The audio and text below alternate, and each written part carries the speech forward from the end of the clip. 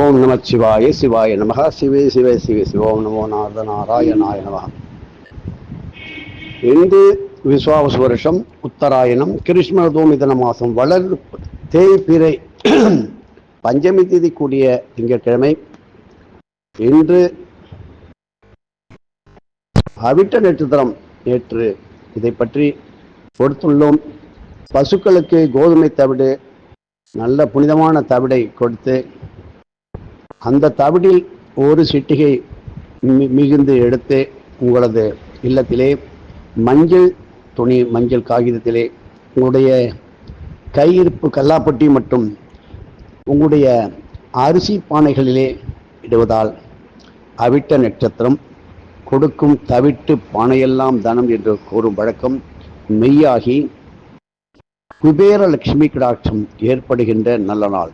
இன்று சந்திரமௌலீஸ்வரர், சந்திரனுடைய காயத்ரி, சந்திரசேகரன், இப்படி சந்திரனை பற்றிய எல்லா விதமான இறைஸ்தலங்களிலும் சந்திர தீர்த்தத்தை நீராடுவதும், தினமும் தேய்பிறை மற்றும் வளர்பிறைகளிலே நாம் தினமும் சந்திர தரிசனம் செய்யும் முறை கொண்டு வர வேண்டும். இப்படி இந்த விஸ்வாவசு வருஷம் ஆணி மாதம் முழுவதும் நீங்கள் சொல்ல வேண்டிய அற்புதமான காரியமெல்லாம் ஜெயமாவதற்கு, வெற்றி அடைவதற்கு நீங்கள் 3 வேளையிலும் காலை, மதியம், மாலை, இரவு உறங்க செல்லும் போது பொழுது விடுவதற்கு முன்பே இப்படி சொன்னால் உங்களுடைய வாழ்க்கையிலே சாதிக்க முடியாத ஒன்று இல்லை என்று வந்துவிடும். அந்த நிலையிலே தைரியமான வாழ்க்கை, அசாத்தியமான மன வலிமை, இறைசக்தி இப்படி கிடைக்கின்றது. என்ன? ஓம் தத்புருஷாய வித்மஹே அதிதிப்பிரியாய திமஹி அதிதிப்பிரியாய திமஹி தன்னோ ஸ்ரீ இந்திர சூரியமூர்த்தி பிரச்சோதயாத் தன்னோ ஸ்ரீ இந்திர சூரியமூர்த்தி பிரச்சோதயாத். ஓம் தத்புருஷாய வித்மஹே அதிதிப்பிரியாய திமஹி தன்னோ ஸ்ரீ இந்திர சூரியமூர்த்தி பிரச்சோதயாத். இதை சொல்லுங்கள். உங்களது நீங்கள் ஆரம்பிக்க இருக்கின்ற எல்லா காரியங்களும் நன்றாக நடக்கும்.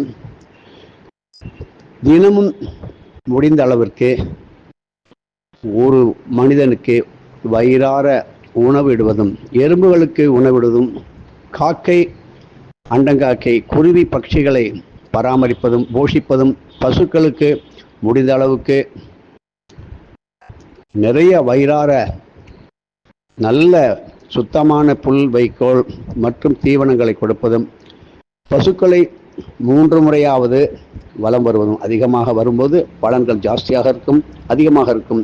இப்படி நீங்கள் இந்த மாதத்திற்கு எல்லா காரியத்திலும் வெற்றி பெறுவதற்கு அவிட்ட நட்சத்திரத்தில் பிறந்தவர்களெல்லாம் இன்று புஷ்பகவல்லி சமேத ஸ்ரீ பிரம்ம ஞானபுரீஸ்வரர் கொற்கை என்கின்ற இடம், கும்பகோணத்தில் அருகே உள்ள நித்திய பிரதோஷ சக்தி உள்ள இரட்டை நந்தி உள்ள சிவாலயத்தில் வழிபடுவதும், இரட்டை குழந்தைகள் உள்ளவர்கள், 2 தலைகளிலே 2 சுழிகள் உள்ளவர்கள் எல்லாம் 2 பிரிக்க முடியாத உறவை பிரிக்க முடியாத ஒரு நிலை ஏற்படுகின்ற, முழு முந்திரி, முழு பாதாம், முழு வேர்க்கடலை, இப்படி இரட்டையாக சேர்ந்திருக்கின்ற பொருள்களை மற்றவர்களுக்கு தேவையானவர்களுக்கு ஆலயங்களிலும் அவர்கள் குல வழக்கப்படியும் இறைவனுக்கு படைத்து தர்மம் செய்வதும், இதை பற்றிய விளக்கங்கள் நமது புனிதமான ஆன்மீக மாதவிழ ஸ்ரீ அகஸ்திய விஜயத்தை படித்தும் கேட்டும் தெரிந்து கொள்வது உங்களுக்கும் இந்த உலகத்திற்கும் சமுதாயத்திற்கும் ஒற்றுமைக்கும், வீடு வாசல் ஊர் உற்றார் உறவினர்கள் ஒன்றாக வாழ்வதற்கும் நன்மையான நாள். இன்று தேன் கலந்த பொருட்கள், தேனில் செய்யப்பட்ட பஞ்சாமிர்தம், இரட்டை கணபதி வழிபாடு, இப்படி நெல்லிக்கனிகளை, தேனில் கலந்த நெல்லிக்கனிகளை தானம் கொடுப்பது தீராத காரியம் சேரும். பிரிந்த உறவுகள் ஒன்று கூடும். முறிந்த மனவேற்றுமையால் முறிந்த நட்பு ஒன்றாக சேரும். சொல்வதற்கு வேல்வேல் குழந்தைவேல், வேல்வேல் குழந்தைவேல் என்கின்ற சொல்லி நீங்கள் பிரயாணங்கள் எங்கு சென்றாலும் சரி, அடுத்த தெருவுக்கு சென்றாலும் சரி, இதை சொல்லிக்கொண்டே இருந்தால் அந்த வேல் சக்தியானது உங்களுக்கு வெற்றியும் விஜயத்தையும் ஜெயத்தையும் கொடுக்கும். இந்த அண்டத்தையே காத்து அருளும் ஒரு அக்காரக்கனி என்கிற தேவதையை சொல்வதும், அண்டத்தை காத்தலும் அக்கார கனியை போற்றி என்று 3 முறை 11 முறை, ஏன் அதிகமான முறையில் சொல்வதும், அந்த அண்டத்திலே நமது உறவினர்கள், உற்றார் உறவினர்கள், குழந்தைகள், இப்படி எல்லோருக்கும் பொதுவான சமுதாய நல்கடமையை செய்வதும், ஒவ்வொன்றாக நமது ஆன்மீகத்தில் குழந்தைகளையும் இள வயதினரையும் தூண்டி அவளை நல்வழி காட்டுவதற்கு அவரவர்கள் தாய் தந்தையர்கள் குடும்ப கல்வியை கற்றுக் கொடுக்க வேண்டும். கல்வி என்பது பல கோடி, 64 விதமான கலைகளில் வருகின்ற கல்வி. மொழி என்பது பல 195 மொழிகளுக்கு குறையாமல் இருக்கின்றது. அவர்கள் மொழியிலே இறைவனை கூப்பிடலாம். எல்லா மொழிகளும் இறைவன் கொடுத்த மொழிகளே. இப்படி எல்லோருக்கும் எல்லா மொழியும் தெரியவில்லை என்று கவலைப்பட வேண்டாம். நம்ம மனதார எந்த மொழியில் இறைவனை கூப்பிட்டாலும் அந்த மொழியிலே மௌனத்திலும் வந்து சேர்வார். இப்படி ஒவ்வொன்றாக குடும்ப கல்வி, வீட்டுக்கல்வி, குடும்பத்தை பராமரிக்க நிலைமை, அதை பற்றி குழந்தைகளுக்கு சிறு வயது முதல் எடுத்து உரைப்பதும், குழந்தைகளை தாய் தந்தையருக்கு வாரம் ஒரு முறை ஞாயிற்றுக்கிழமையாவது விடுமுறையிலாவது தாய் தந்தையர்களுக்கு பாத பூஜை செய்து 3 முறை வலம் பெற வேண்டும் என்று நீங்கள் சொல்லிக் கொடுக்க வேண்டும். நீங்களும் கூச்சப்படக்கூடாது. நம்ம குழந்தை நமது காலையை தொட வேண்டும் அப்படி என்றும் சொல்லக்கூடாது. குழந்தைகளுக்கு அம்மா சொல்லிக் கொடுக்க வேண்டும். அப்பாவுக்கு பாதம் பூஜை செய், அப்பாவுக்கு கால் கழுவி விடு. அப்பா என்ன சொல்ல வேண்டும்? குழந்தைகளுக்கு அம்மாவை உட்கார வைத்து பாத பூஜை செய்டா. இந்த உலகம் என்ன, எல்லா உலகத்திலும் நீ நல்ல பெயருடன் வெற்றி வாகை சுடுவாய். வீரனாக விஜயம் என்கின்ற ஜெயத்தை கொடுக்கின்ற காரியத்திலும் முடியாது என்கின்ற காரியத்தை எல்லாம் முடிக்க தெய்வ ஆற்றலும் மன வலிமையும் ஞான சக்தியும் கொடுக்கும் என்று இதில் கூச்சமோ வெட்கமோ இதனால் தான் இது தடைப்பட்டது என்று நினைக்க தோன்றுகிறது. இதில் வெட்கப்படுவதற்கு என்ன இருக்கிறது? வேதனைப்படுவதற்கு என்று அன்னையை போல் ஒரு தெய்வம் கிடையாது. அது எங்கு இருந்தாலும் சரி, யாராக இருந்தாலும் சரி, பெற்ற தாய்க்கு ஈடான இணையான தெய்வமே கிடையாது. நித்திய தர்ப்பணத்தில் அற்புதமான காரியங்களை எல்லாம் சாதிக்கலாம், ஜெயம் கொள்ளலாம். எப்படிப்பட்ட துன்ப நிலையிலிருந்தும் தனித்து பிரகாசமாக இருக்க முடியும் என்பது சித்தர்களுடைய அனுபவ கருத்து, அவருடைய வாக்கு.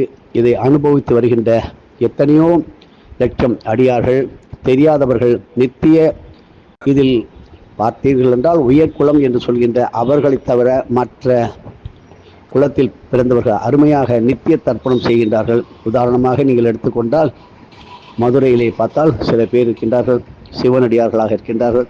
எதை பற்றும் தெரியாமல் நித்திய அனுஷ்டான கிரமத்தில் நித்திய கர்ம நிவாரணியாக நித்திய தர்ப்பணம் செய்கின்றார்கள். இப்படி நித்திய தர்ப்பணம் அர்க்கியம் சந்தியாவந்தன பூஜை செய்வதும் அன்று கழிக்க வேண்டிய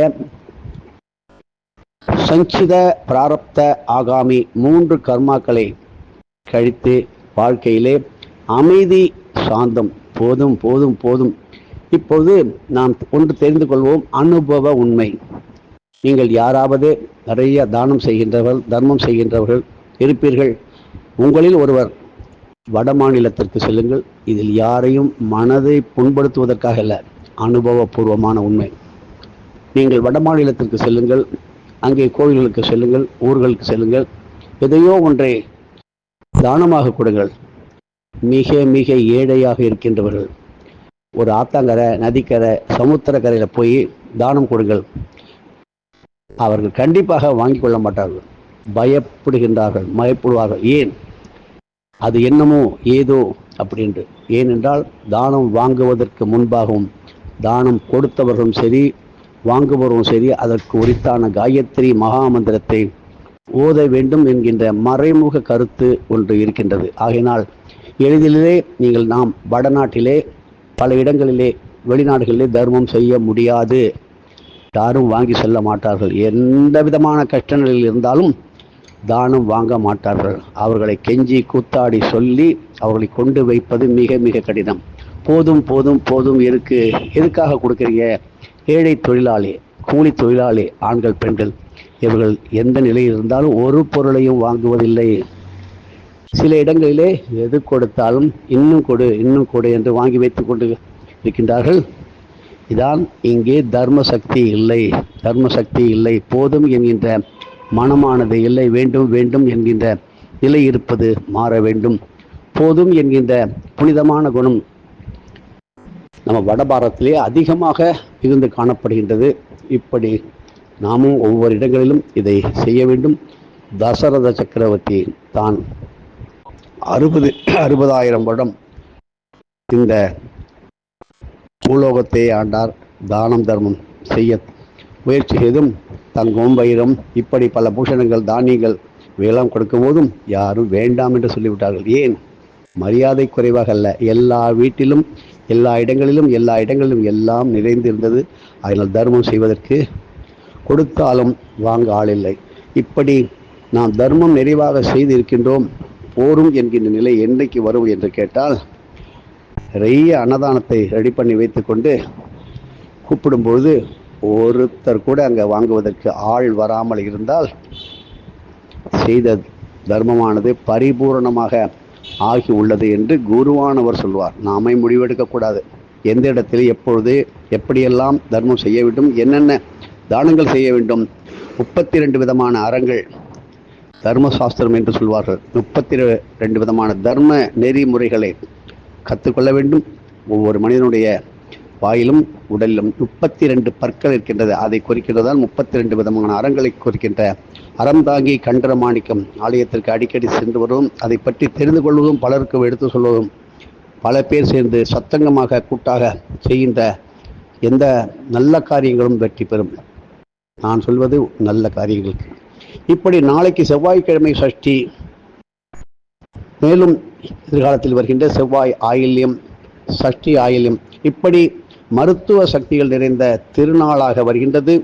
திருக்கணித முறைப்படி நாளைக்கு விசுவாவசு வருஷம் ஆனி மாதம் 3ஆம் தேதி 17/6/2025 காலை சூரிய உதயம் முதல் பகல் மணி 2:47 மணி வரை செவ்வாய்க்கிழமையுடன் கூடிய சஷ்டி அங்காரக சஷ்டியாக அமைந்து வருவது. இப்படிப்பட்ட நாட்களிலே மணத்த தக்காளி கீரை, அகத்திக்கீரை, பொன்னாங்கண்ணி கீரை, கரிசலாங்கண்ணி கீரை போன்ற மூலிகை வகை கீரைகளை மட்டுமே உண்ணுவது, அவை கலந்து செய்யப்பட்ட உணவு பண்டங்களை சுத்தமாக செய்து தானம் அளிப்பதால் மிக மிக விசேஷமான நல்ல பலன்கள் கிடைக்கும். மருத்துவ சக்திகள் அதிகமாக வரும். இதன் மூலமே இந்த பறவெளியிலே பரிமளிக்கும் மருத்துவ சக்திகளை அப்படியே கவர்ந்து ஈர்த்து உடனடியாக பெற்றுக்கொள்ள முடியும்.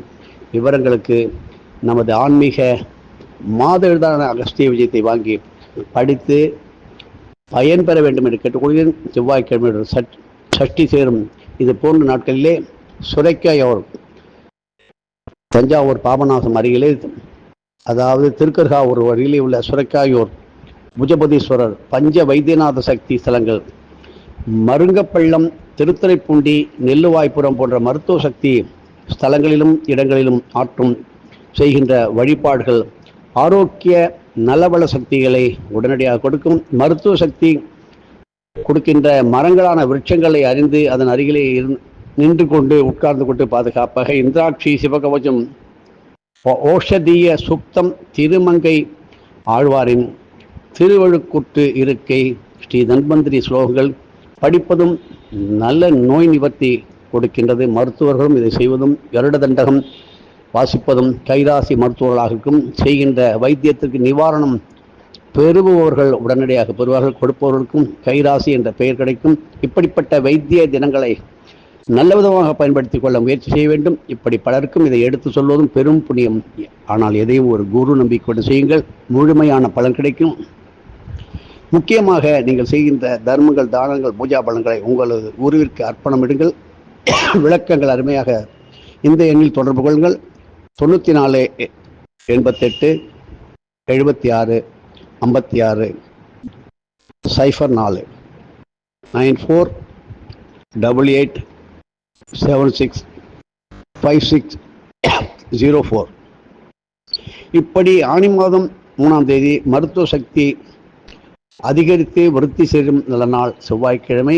சஷ்டி போன்ற மருத்துவ சக்திகள் ஒன்றாக சேர்ந்து வரும் நல்ல நாளாக நாளை அமைகின்றது.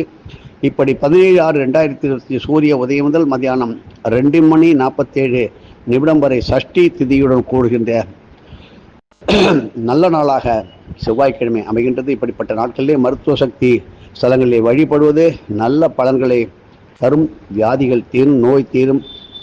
ஆலயங்களிலே வழிபட முடியாத சூழ்நிலையிலே அரசமரம், ஆலமரம், வேம்பு மரம், பொங்கை, வன்னி, வாழை, பானை, தென்னை, கொன்றை, குருந்தை, வேலம், துளசி, வில்வம், கிழுவை, எருக்கு போன்ற மூலிகை சமித்து தாவரங்களில் குறைந்தது 6 வகை தாவரங்களின் அருகில் நின்று ஸ்ரீ தன்வந்திரி மந்திரங்களை, ஸ்ரீ வைத்தியநாத அஷ்டகம், அபிராமி அந்தாதி, கந்தசட்டி கவச்சம், பாம்பன் சுவாமிகள் கூறிய அருளிய வேல்மாறல் பதிகம், திருப்புகழ் பாடல்கள் போன்றவற்றையும் சூரிய மந்திரங்களையும் ஓதி வழிபடுவது நல்ல மருத்துவ சக்திகளை அள்ளி கொடுக்கின்ற அற்புதமான நல்ல நாள். ஸ்ரீ அகஸ்திய விஜயம்.